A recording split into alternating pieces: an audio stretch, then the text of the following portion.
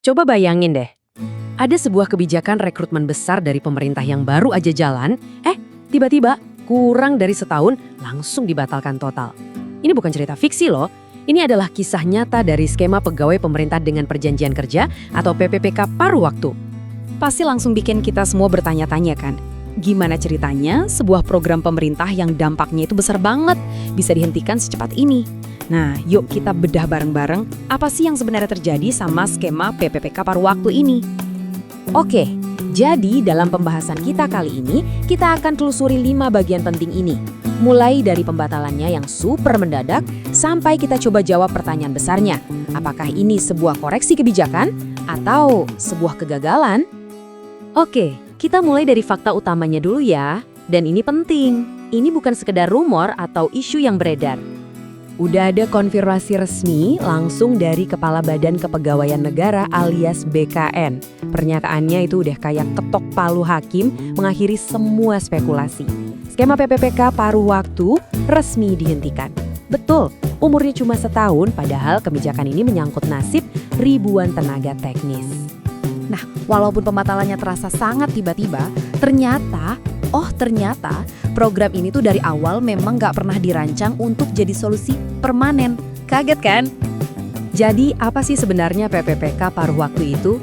Gampangnya gini, ini tuh semacam mekanisme rekrutmen jalur tol. Tujuannya buat ngisi kekosongan tenaga teknis yang lagi urgent banget di banyak instansi pemerintah, tapi tanpa perlu lewat proses rekrutmen ASN penuh waktu yang kita tahu panjang dan rumit. Jadi kuncinya ada di kecepatan dan fleksibilitas. Analogi dari pemerintah ini jujur kena banget. PPPK paruh waktu itu ibaratnya plester darurat. Cepat, praktis, tapi bukan buat menyembuhkan masalah sampai ke akarnya.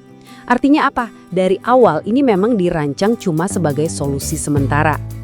Pertanyaannya, kalau emang cuma sementara, kenapa harus dihentikan? Nah, disinilah kita masuk ke jantung permasalahannya.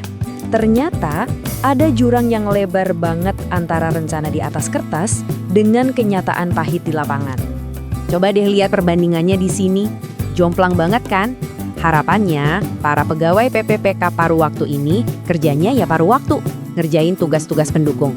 Tapi realitanya, wah banyak dari mereka yang justru dapat beban kerja setara pegawai penuh waktu, bahkan sampai megang tanggung jawab inti.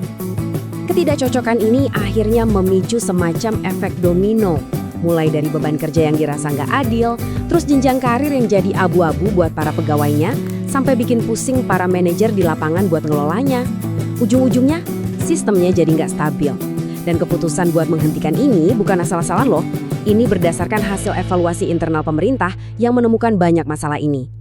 Sekarang kita masuk ke pertanyaan yang paling penting, yang mungkin ada di benak banyak orang.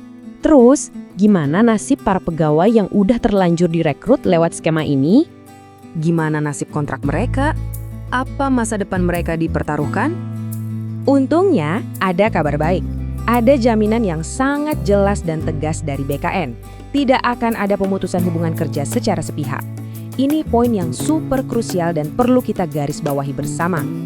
Jadi pemerintah udah siapin 3 langkah transisi yang jelas banget. Pertama, semua pegawai yang sekarang ada akan menyelesaikan kontraknya sampai tuntas, sesuai kesepakatan awal. Kedua, stop, nggak ada lagi rekrutmen baru untuk skema PPPK paruh waktu. Dan ketiga, kedepannya fokus akan dialihkan lagi ke rekrutmen penuh waktu yang lebih stabil.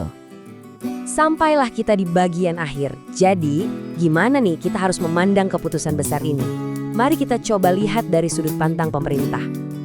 Kalau dari kacamata pemerintah, ini bukan kegagalan. Sama sekali bukan. Ini adalah sebuah langkah koreksi. Tujuannya adalah untuk kembali ke sistem kepegawaian yang lebih stabil, lebih bisa diprediksi, dan yang paling penting, menjamin pelayanan publik bisa berjalan dengan baik tanpa ada gangguan.